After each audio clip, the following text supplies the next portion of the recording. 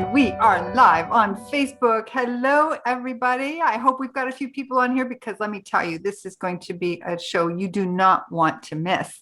I'm Kate Kunkel, and I'm your brain health trainer and the creator of Brain Health Matters. This series of courses, programs, and videos, all designed to help you become healthier overall so that you can enhance and protect your brain and prevent dementia. One of the recommendations I give in my book and in all of my programs is to go grain-free. And I've invited Jennifer Marcks on today to help us do just that. As the creator of gluten-free Marcks, the spot, Jennifer Marcks helps moms and families fall in love with their gluten-free life. Very important to fall in love with your life. Yes. So Jennifer, welcome. Thank you so much for joining us. Thanks for having me on, Kate. I appreciate it. Oh, this is going to be great. So tell me a little bit about what got you involved in this gluten-free life. Oh, wow. Well, I'll make my story short. For years and years, I just didn't feel well, right? I had belly bloating all the time, running to the bathroom too often, right? All those fun things that we don't like to talk about. And it was zapping my energy, and I was missing out on so many things. And I would say to the doctors, I think it's something I'm eating. And they would say, oh, food has nothing to do with what you're eating, how you feel. I'm like, what? But I really see a correlation. Nope. So this went on for years because nobody really would listen to me. And finally, I had a doctor say, yeah, I think you have some food issues, some food allergies. And I was like, oh, wow, okay. And came to find out that I had gluten intolerance, and it was very severe, and other issues as well. And so I started to go gluten-free. And this was almost 12 years ago. So nobody around me knew what the heck I was talking about. Our doctors didn't really even know what it meant. They were going to conferences and things as I was figuring this out. So it was a huge learning curve, and it was a big struggle. And I spent that first year was a big struggle, just trying to figure out what to put on my plate and how to change things up. And I found I was more sick than better, and realized, first of all, your body's detoxing all that bad gluten, right? So you do have that. But I was intolerant to corn, I found out. And I had, of course, been eating all corn items because what do you switch gluten for at the beginning? And corn's not the best option, friends, but that's what I did those years ago because no one knew. And all my research and all my studying and everything I did, I was thinking, okay, I had two children at the time. I have three children now, but my two children then had just different issues. My son was just really short for his age. He was behind in his teeth development. And my daughter had all kinds of things going on. She had some tics where her arms would shoot out. She was in third grade at the time. And she had vitiligo going down her leg. She had belly bloating. She was always, Mom, come hang out with me, be with me. The doctors are like, she's stressed. I said, she's not stressed. She's in third grade. And we put all these things together. I was like, wow, wait a minute. This could all be celiac. As I was doing my research, and it turned out that both of my children had celiac disease. Now, had I not discovered that I needed to be gluten-free and all of this was bothering my body and causing issues, I don't know, to be quite honest, that we would have ever known that my children had celiac disease, because each of those instances were separate cases. Mm-hmm. And no one ever put it together. Right. So it was amazing. So your own suffering helped them avoid a lot. Yes. Yeah. Yes. That's often the case with moms, huh? Yeah. And my third guy came along, and he was born into it, but he definitely is gluten-free and dairy-free and corn-free as well. So it's a big family affair at our house. So we live this every single day. So I'm going to go back to what you said about corn, because so many people think that gluten is only in wheat. And I've tried to explain that, but I'm not an expert. So please explain that where gluten is and what's in corn and the difference. Yeah. So, gluten is basically your wheat, barley, and rye. Those are your main issues. But yes, gluten can also be exposed in other things, such as corn and other grains. And a lot of that, right, Kate, is how they're grown and how it's cross contaminated in the fields, right? So corn mimics gluten, in a lot of those responses that your body can have. So because of that, you can react highly to corn if you are gluten-free. Yeah. Yeah, because corn has its own kind of gluten. We Yeah, call the well, gluten true. in wheat gliadin, right? Oh, So yeah. that's Yes. so that it sometimes it just helps people understand that the word gluten is kind of like the big circle, and then gliadin, and then the kinds of gluten that are in different things. So, Yes. and for some people, maybe just going wheat free is okay. Mm-hmm. For many people, it is No. not. No, you really need to watch all of those top grains for sure to really get it out of your system and to be consistent. Yeah. Right. So how about rice? Right. Rice is naturally gluten free. Rice is okay. If you're following a gluten-free diet. Now for brain health, rice, it is suggested that you go all grain free. But living gluten free isn't all grain free. So we still eat rice and other grains that are not gluten free, right? That are gluten. So rice is okay, but rice that has its own issues as well. And for brain health, it's not recommended to eat a lot of rice. Yeah. Right. Yeah. Honestly, I put like maybe half a dozen recipes in the whole book that have rice in them Mm-hmm. because, a lot of people, it's really hard. And even for me, it's hard for me to go completely rice free. Mostly I use quinoa, Mm-hmm. Mm-hmm. but it's hard. And depending on where you live, what your budget's like, all of those things are going to determine just how far you can go. And that's true of brain health or anything else. But Right. let's talk about all these gluten-free products we see in the stores.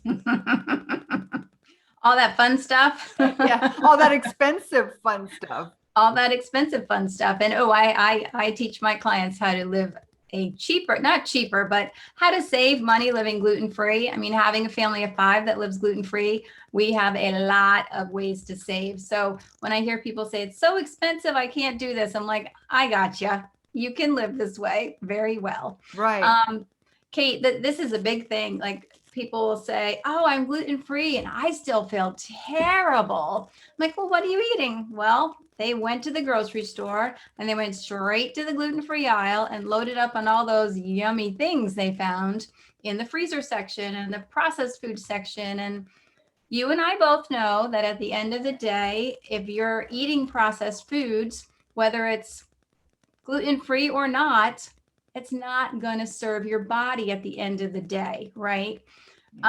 Gluten-free, I have to say, the gluten-free foods have come a long way from when I started to now. And you can find some, processed foods that are healthier options, thankfully. Years ago, no, it was all really loaded with things you didn't really want to put in Sugar. your body. So much of it had sugar in it. Sugar, tons of sugar and tons of preservatives. And the other piece is that, regular processed food is enriched with vitamins, but gluten-free foods are not. So you're not even getting like anything Fake, from this. you're not even Um, getting fake vitamins. yeah. Yes, yeah. So you really have to be careful with that. And, sometimes I'll tell clients, you have to start where you are. So if you're working with somebody who has only eaten processed foods their whole life, you can't expect them to wake up and all of a sudden overnight eat a whole clean plate where it's all whole foods and quinoa and shakes, and you can't do that. So you've got to start with some of those processed foods and then slowly add in the healthier options and move along. So if you throw it at them all in one night, Yeah. then it's not sustainable. And this is gluten-free living is not a diet. I don't like to call it that. It's not a diet. It is a lifestyle.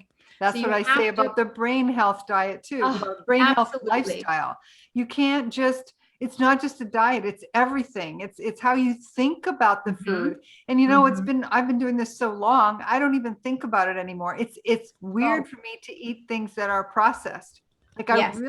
if I happen to have something, at somebody's house or something, a friend, bless her heart, because I'm also vegan, she Mm-hmm. was so excited. She went to the grocery store here in Ecuador and she bought all this processed vegan stuff. And she was so excited to share it with me. And I'm like, oh, yeah, I'm going to suffer for this tomorrow. I know, but it's okay. It's because it You has have well-intentioned friends for sure. Yeah. And I'm sure that a lot of people who go into the gluten-free lifestyle find the same thing. Yeah. Yeah, we often have people, if we're visiting or if they're coming to us, they'll bring, hey, look at this. And I know my parents get frustrated with me because when we go to visit, they'll pick things up, and now they don't do it so much. But my mom will say, look what I found. And I'm like, oh, that's great, but we can't have that. That still has dairy in it, or that still has corn in it. And so it gets tricky if you have more than just one intolerance or allergy, right? Yeah. So you mentioned dairy. Is that something that is in the celiac, or why would you go dairy free? Because I am too. No, myself and my children are intolerant to dairy, but the interesting connection to celiac disease is getting a little scientific. In your intestines, you have your villi, which are the little hairs that stand up in your intestines. And when you have celiac disease, these villi flatten. And so at the top of those villi, those little hair-like things in your intestines, that's where you digest dairy. So when that is flattened, you have a hard time, your body is not digesting dairy. So when you go gluten-free and your body starts finding its health again and your villi starts sticking up and doing their thing, you can start to revisit dairy and be able to digest that again. But it can take some time for that to happen. Okay. Yeah. For brain health, I recommend people stay away from it because it's so inflammatory. Even if you've got that gluten thing under control, the bottom line is dairy causes inflammation. So and then if you do have any intolerances, it's only going to make them worse. Absolutely. I agree with you on that. So I had another question here. Let me make sure I cover it because, I posted earlier here in the group about National Junk Food Day. I bet you don't celebrate that in your house.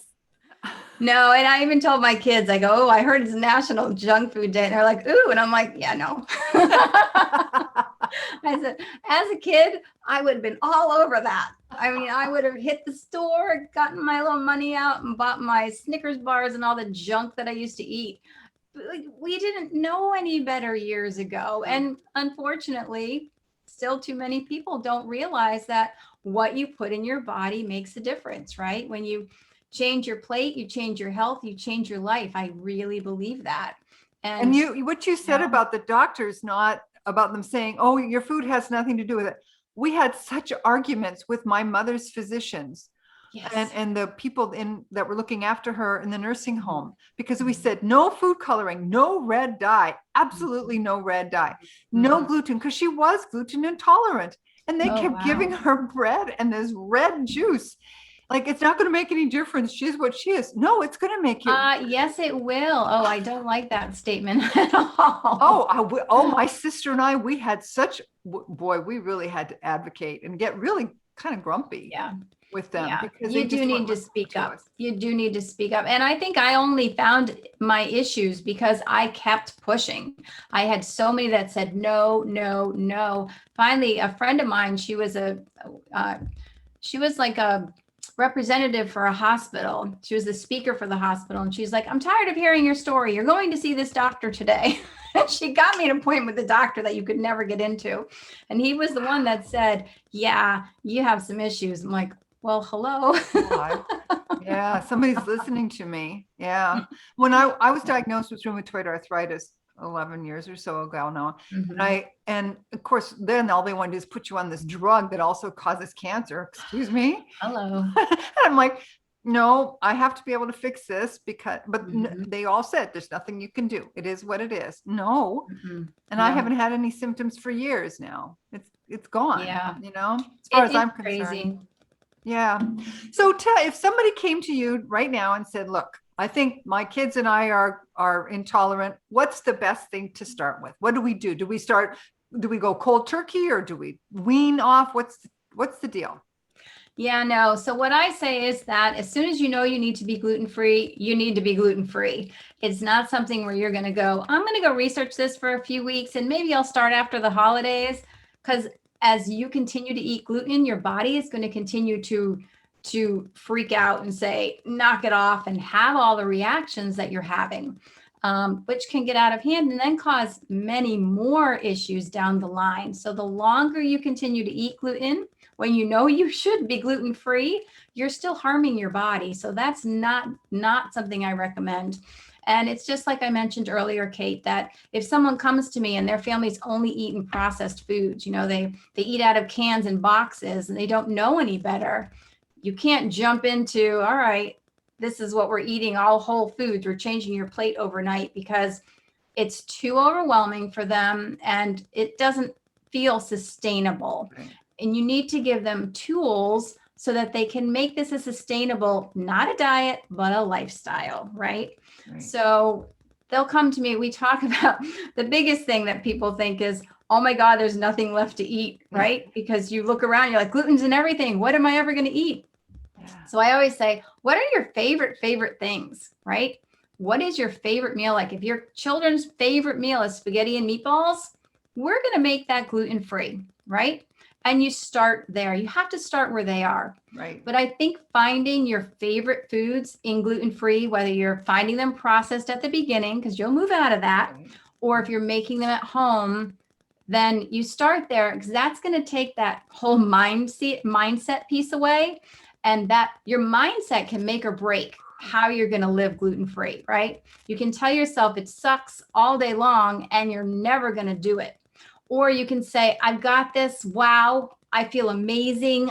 This is working, and you're going to keep up with it. So finding those foods that you think you're never going to have again, you make those recipes. Like we changed all of our recipes to be gluten-free. It takes a little bit here and there, but you figure it out. And once you do, it's like, we got this, Yes. Yes. So, I've done everything gluten-free and everything without dairy, without any animal products. And it's well, amazing what you can do. And you can be so creative and with yes. spices and there's just so much you can do. Yes. It doesn't have to be bland and disgusting. I mean, so No. many people say, oh, I'll say, oh, hey, I made these gluten-free cookies. They're like, ugh. And I'm like, no, try them. They're amazing, Yeah. and they just have this conception that gluten-free is awful and disgusting. And it's not. It's Yeah. easy and delicious is what I tell people. There you go. So if somebody wanted to start and learn more from you, what's the best thing for them to do? To start their gluten-free life, or to contact me? To get in touch with you so you can help them do this. Well, I have a fabulous Facebook group for gluten-free moms. We have gluten-free moms building a lifestyle we love, because, I always say, oh, you're going to love your gluten-free life. And they're like, you're crazy. But you have to take on that thought, that mentality. Yeah. And we do recipes and challenges. And right this week, I'm running a challenge on how to start your gluten-free life. So each day I'm giving a ton of information on building your gluten-free life. So you can jump on over there and join us. But there's a lot of information there, a lot of other moms you can meet in the group. I also have my website, Gluten-Free Marks, a spot where I have a lot of easy and delicious recipes that you can try. And I have different programs that I do offer and walk people through, with a 30-day to gluten-free, or a 6-week from your diet to lifestyle. That's an amazing program. And I'm with you the whole way, coaching you and all. And I also work one-on-one with some families and clients. And the amazing part, Kate, is getting your family on board. One of my clients came to me and she said, I had to work with you because my family doesn't think I have to make any changes. And I was like, well, this is really important. And once we had a family meeting, she was all set. They were like, oh, wow. Yeah, Mom, we have to do this for you. Her husband was on board, and they set up their house. They set up their kitchen. They made their changes. And she was great, and she's like, thank God. Yeah. Well, and that's what it is for a lot of any big changes you make in your life. If you have a family, the family has to be on board. Otherwise, it's not going to work. It just bottom line isn't going to work. So, yeah, because my husband, oh, go ahead. he still eats bread and he still eats that stuff. I mean, I don't have celiac disease, so it doesn't hurt me to have it in the house, Right, but I just right. don't ingest it. So that's different. But a lot of people are so sensitive, it just simply can't be in the house. And I think that's important for people to recognize if they do have Yeah. a family member that it's, this is important for everybody. Mhm. Yeah. Mhm. And This it has and it been, oh, sorry, go ahead. oh, I was going to just say, if you don't mind, you don't have to be, if you're gluten free, you don't have to be 100% gluten free household either, Right. because I think that's like a misconception. People think that has to happen, and then they think they can't live that way because not everybody's gluten free. In my house of five, four of us are gluten free. My husband is not, so he does have bread and other things in the house, but you have to know how to set that up to keep everybody safe and healthy. Right. So yeah, that's an Right. important thing. Yeah, that's important. Yeah. Cause I just, when we make pasta, even we have Hmm. the two separate pots because I have a Oh quinoa yeah. pasta that I have here. Hmm. So I have my pot, but I don't stir it with the same spoon. Like I don't pick it No, up and I don't strain it through the same strainer no, just no. to be, Very good. so all those little Yep. things, but it takes some education and that's where you Hmm. come in to help Hmm. people out Hmm. because yeah, it's very important to be on top of it. Jennifer, Yes. this has been wonderful. When I finish this, I'll put all of your links. Oh, Folks, it will thank be you. in the Facebook group. For those of you who are watching it on the YouTube channel through my main page, then I will have all the links in the YouTube so you can see it and make sure you follow up. There's so much great, and so they can still hop onto your challenge this week if we get them on today. They can still hop on. The challenge is going through Friday, and it will stay in the group for a few days. Oh, So perfect. they'll be good at least through next week to watch it. So yeah, hop on in Perfect. and catch up. A lot of great information there for you. Challenges are so wonderful. I love to get people involved in that. Thanks again, Jennifer. I'm going to turn us off live. Thank you, Thanks, Kate. everybody. Bye. Thank you so much. Bye.